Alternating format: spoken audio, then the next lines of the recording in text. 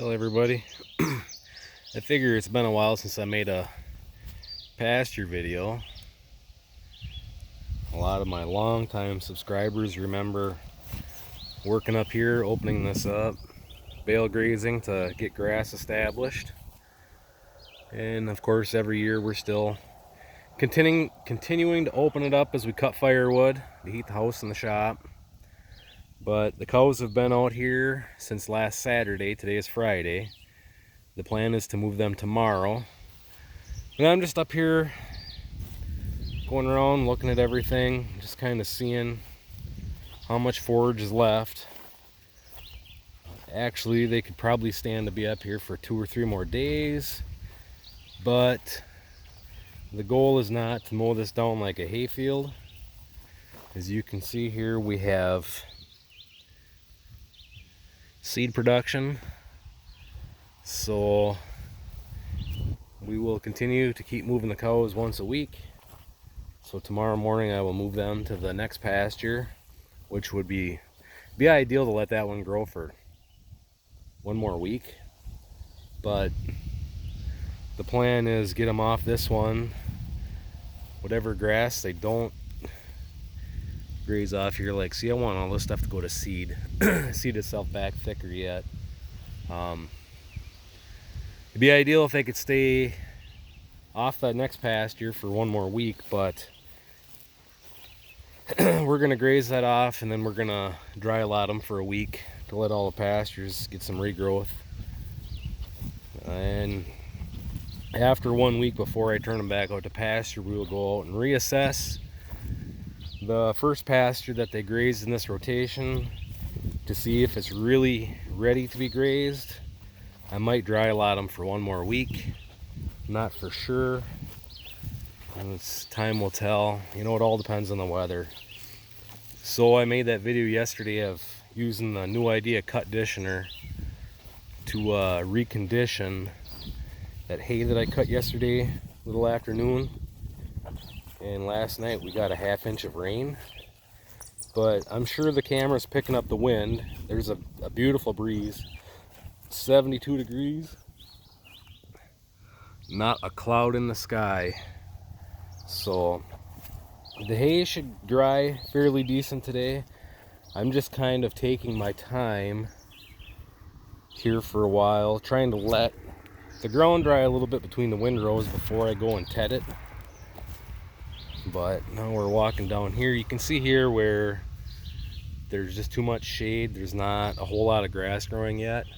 So like this fall, I'll cut this cherry tree, and I'll probably cut a couple of these maple trees just to open it up a little bit more, so there's not quite as much canopy. But now if you walk down here where there's less canopy, you can see there's decent grass growth.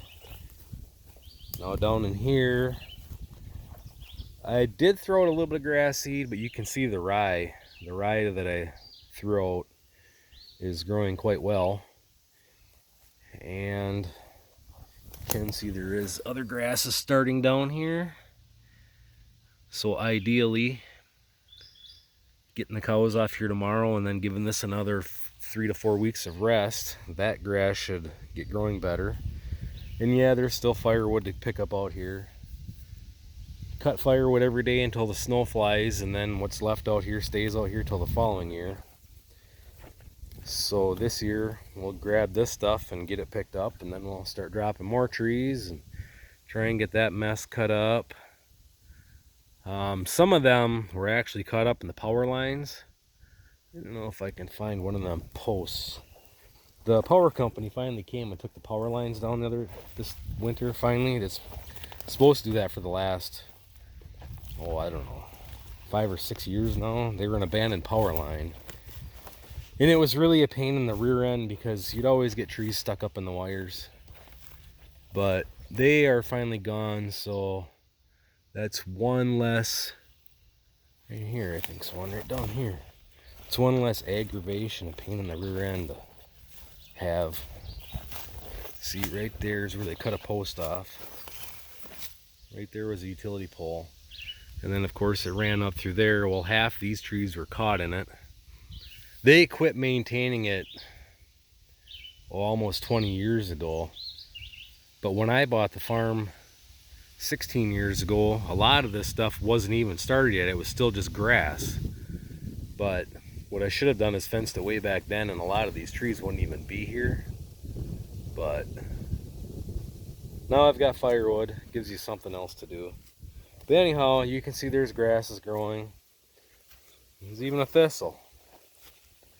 So by continuing to go through here and cut mature trees out, leave the smaller trees to grow, we still have firewood, we still have shade. So, but we're getting grass to grow in here. So like I say, this is just a little quick update being I'm out here. I figured I'd pull the camera out, make a quick video of this. It was looking good. Last year there was nothing growing in here, it was all trees. So a little bit at a time, instead of one piece at a time, it's a little bit at a time. So we're getting it. We're getting it. You know, a wood chipper would be nice to go through and chip these branches and stuff, but realistically they don't stick around for very long. The cows bust them up, they break down pretty quick, so why waste the fuel? Or, you know, a guy could pile it and burn it, but I've got plenty of piles of brush that are piled up to burn. I've got 2 piles there. I've got another pile down here. That one will burn this year because that's 2- and 3-year-old brush. That one was from last fall, so it might burn it this fall. I don't know for sure. I like it to be dry enough that when I actually light it, it burns and it all disappears and just doesn't leave a half-burnt pile.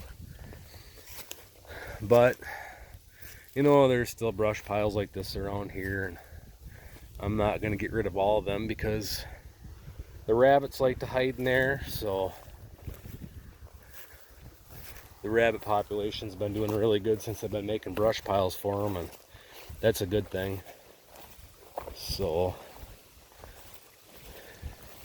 I don't know if the pheasants hang out in there at all or not, but we have been seeing more pheasants around, so I don't know, must be doing something right. But yeah, you can see here there's orchard grass that's got seed heads on it.